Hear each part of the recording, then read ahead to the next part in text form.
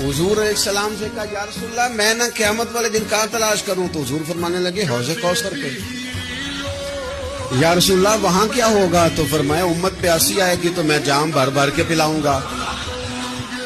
یا رسول اللہ وہاں ملاقات نہ ہوئی تو حضور نے فرمایا پھر پل صراط پہ آنا۔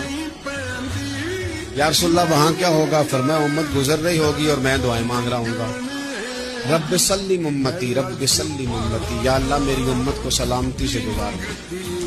تو وہاں آ جانا، میں دعائیں وہاں مل جاؤں گا۔